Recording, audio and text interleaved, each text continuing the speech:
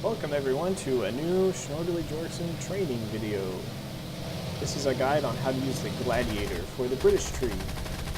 This was a level 1 biplane for the British, and now it's about the fastest non-reserve plane you can unlock. The quickest to unlock, not the fastest plane. And as you can see there, I just shredded an enemy with my superior turn time and a very low convergence of 0.25 kilometers. I'd recommend 0.25 just because you only have 4 guns and some of them are a little bit separated. They do a lot of damage if you can get them at convergence though. If I set the convergence to 0.2, that might also be good, but sometimes you just can't get close enough to an enemy because they're not the fastest plane in the game. So I like to have just a little bit more range so I can harass an enemy that's beyond where I can get. And as you can see, this guy is already wounded. I'm just going to shoot some more at him. If you have really good aim, you can target the wings of the enemy player. A lot of times that's more effective, but my aim is not the best, so I just go for the center of his aircraft with this plane. I'm going to just leave him because I know I did enough damage to take him out of the fight, and I'm going to go help my allies here. I'm ranked up fairly high in British, so at this point getting kills in a Gladiator is not going to help my progression at all, so I'm not really worried about it. The Gladiator is a very fast turner, very tight turner, very, very good roll rate, and also extremely good climb for its tier. So, using those advantages, you should often be above your enemy when you engage. And also using some of your advantages, like your speed and your climb ability, I often like to use this plane as an energy fighter. Most planes that you can play as a turn fighter, you also want to use somewhat as energy fighters, just because otherwise your enemy will get away from you. As you can see, this HE-112 is faster than me, because of course I'm in a biplane, I'm not going to go that fast. But since I'm diving on him, I do have a little bit of a speed advantage. That's going to wear off as I get closer to him, but luckily he will give up on me a little bit later. And as you can see, he is flying around, going straight and level, while I am nosing down towards the ground. I'm trying to build up my speed and my close my distance to him so I can eventually nose up and get a couple shots on him. However, he decides that he can't really do much other than try to shake me off with a loop up top. I wait for a second and then follow his loop in order to bring my nose around to where his plane will be when I have the closest to his plane. You want to time it so that you're pointed at his plane when his plane is either going the slowest or closest to you, or both. And right there, it was pretty much both. I got a little lucky there and timed it just about perfect. Unfortunately, my aim is terrible. Now here you can see we both went up into a stall, but I had a lot more airspeed, so I was able to go up higher than him, and that means I was able to come down on him. And also notice I was watching where he was going to go when he stalled out. And I was on his tail very quickly, cut my throttle and put up my flaps so that I wouldn't overshoot him, because as you can see, he went into an almost complete stall, whereas I was still going about 150 or 120 kilometers per hour. So I still had a lot more energy coming out of that stall situation. So you want to be very careful. Don't overshoot your enemy. If they happen to nose up to get a really clean, nice shot at you and get lucky and crit you, that is not the game's fault. That's not their fault. That's completely your fault because you were playing negligently. So I would suggest not doing that. In the same game, this is later, I skipped some parts because I know you all are busy people.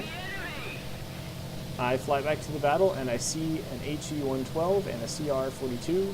So far, I haven't found very many HE-112 players who actually know what they're doing. So I'm going to go for the CR-52 first, because I know that they have an extremely good turn time. They can turn fight my allies very well, and I'm not sure if my allies are actually good enough to be able to do anything but a turn fight with them. And here you can see I immediately get on his tail because of my altitude advantage. And then I start shooting and missing all my shots. I get a couple hits in here, but you have to remember when you're close to someone, because of the view angle and because of the targeting reticle and the fact that your guns are much further below where your camera is, you need to aim quite a bit higher up than you would normally. And that's not because of bullet time, because at this distance and with this small ammo, the bullet time is actually very little.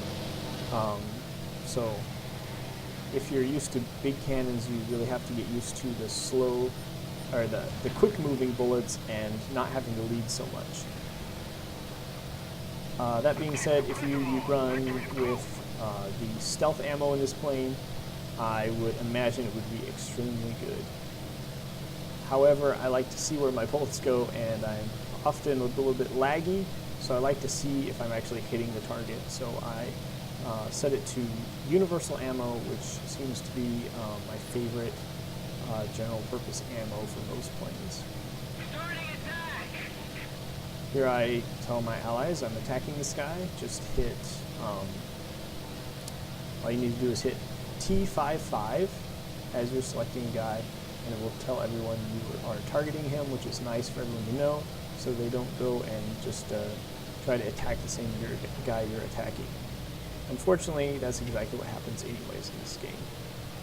Here, I'm going to again cut my throttle a little bit because I'm going much faster than this guy. I waited until he went all the way under me to initiate my attack, and that got me directly on his tail. Now, as you can see, I went back to full throttle because I was afraid he was going to try to outrun me. And after he got into a flat spin, I went straight up, knowing that he would not be able to get out of the flat spin and follow me, and I would be able to come back right on his tail. And I won't risk trying to stay behind his flat spin without stalling out or without crashing into his plane. Unfortunately, my ally decided to take the kill and crash immediately afterwards. And I ended up finishing up this game, killing a couple bots, and didn't show it to you guys because I don't think you want to see it. This next game is a 3v4 in which two of my allies go in at ground level and immediately both get killed. Well, not immediately. One just got killed, and the next will get killed quite quickly before you can really do anything. And it's going to be a 3v1. This is just kind of to show you how you can play a little bit defensively and maybe get a kill even if you know you're not going to win the battle altogether. Can't really boom and zoom with this plane, so there's not much point in me trying to do that and kill all 3 or 4 players on the enemy team by myself. So I'm just going to go in after one of them. And I was really hoping for a pilot snipe there. You can see sparks all around where the pilot was and the wing, but unfortunately I didn't get it. And I was not aware enough. I was only looking at these two guys, so I did not see the third guy that came down and created my wing. Unfortunately, I can't nose up to kill that guy because of my black wing, so I'm just going to turn. This plane turns fairly decently with a black wing, as you can see, and by turning, I also mostly avoid everyone else that's coming for me, and I'm able to secure my single kill.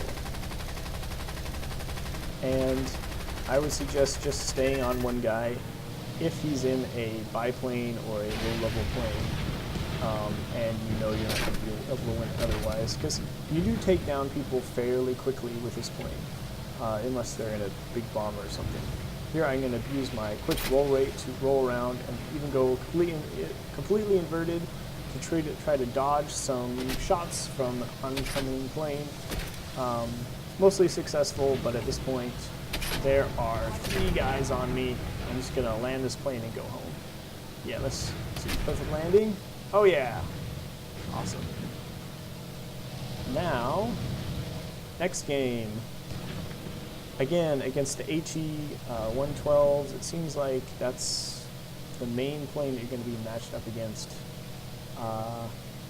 I was also against some other planes, but they pretty much went the same way as the HE 112. Again, if the plane you're going against is a monoplane, you want to energy and turn fight them, and you should have great success with that. If they are another biplane, you should concentrate more on energy fighting them. And here he's going to be giving me a perfect deflection shot. Great way to spend your ammo. If you're low on ammo, wait for that deflection shot to come up at convergence, and you can do a ton of damage. And here again. Notice also as I'm energy fighting this guy, instead of if I was just turning with him and hitting him from behind, I'm able to get lots of good deflection shots on him. I'm going to leave this guy and go on to the next guy because I know he is wounded enough that he should not be any real threat to my allies. Also, the Falco, the CR-42, is an incredibly tight turner. It doesn't do much damage, but as I am playing in a Gladiator, I want to be very careful not to get damaged at all, because that can really ruin your day. And here I completely mess up my attack. I turned in way too fast.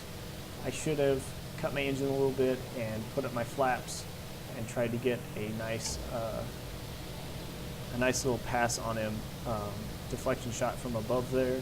But I actually got a phone call right as I was going in on him. So, yeah, that was the problem with that. Here I put up my flaps, as you can see, and that's going to just kill your airspeed completely, but it's going to give you quite a bit better turn time. And as you can see, I'm trying to either stay above this guy or just turn with him. Now he goes up, and I'm not going to follow him straight down, because that would probably lead me either to crash into him or overshoot him, or just be too close to really get a shot.